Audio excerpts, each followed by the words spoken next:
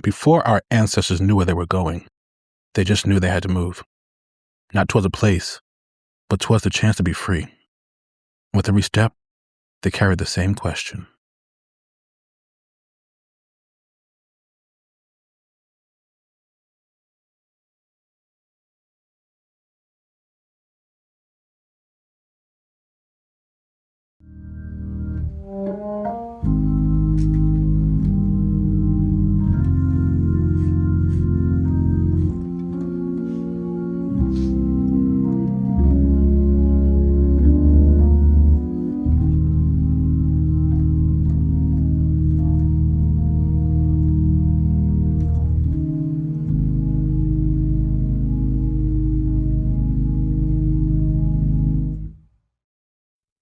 Lift every voice and sing till earth and heaven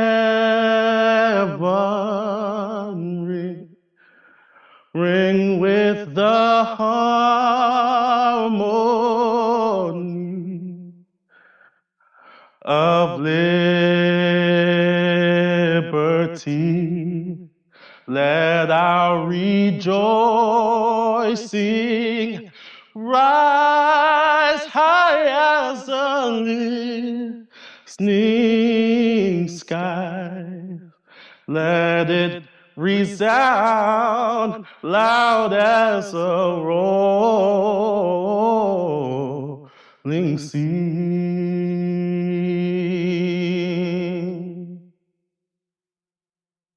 Sing a song full of the faith that the dark past has taught us. Sing a song full of the hope that the present has brought us. Facing the rising sun of our new day begun. Let us march on till victory is won.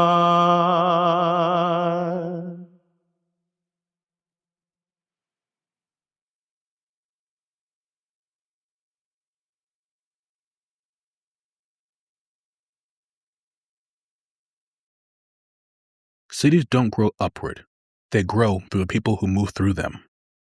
People from different places, different stories, and different reasons for coming. Like those who escaped slavery in the early 1800s, people still make their way to Canada hoping for something better for themselves, their families, and their future. In 2024 alone, the country welcomed nearly 500,000 new permanent residents.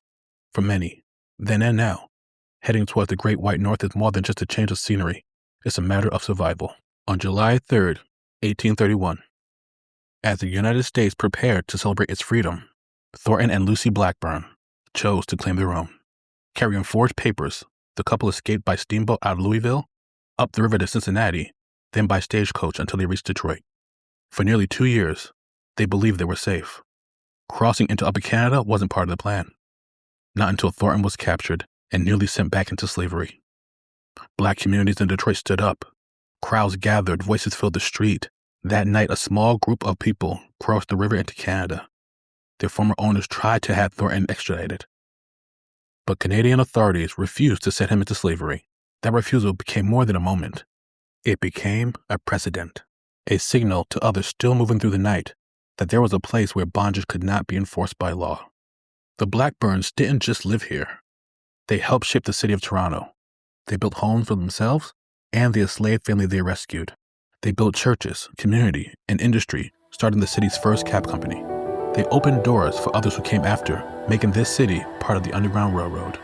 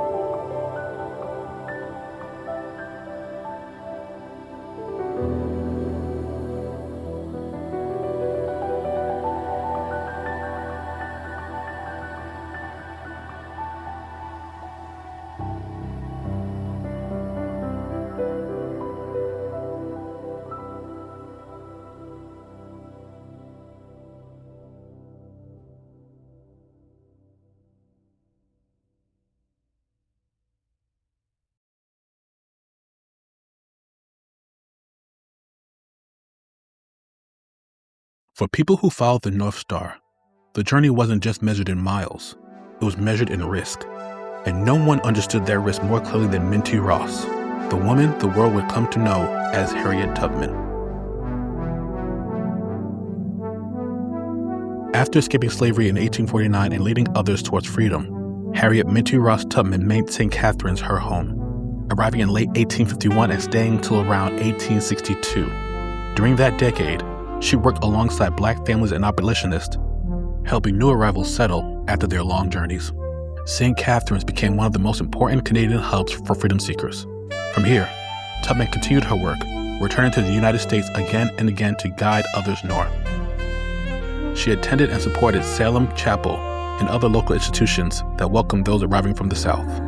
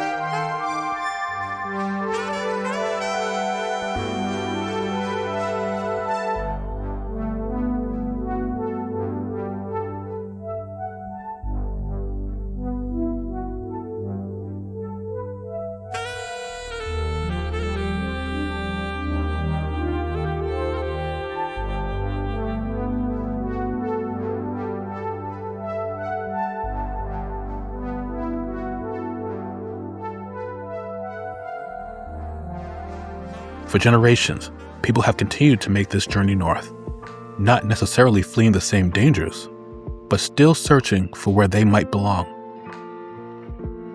So I went to Canada I think I left December 8th. First time going to another country by myself, first trip by myself, first of all. And first, it was crazy. It was just, so insane. And I just remember, being super excited because, the opportunity, found me. So I remember stepping off of the plane. I remember, the moment I got there, and I was literally wow. I'm actually here. There was just a moment of, I'm actually here.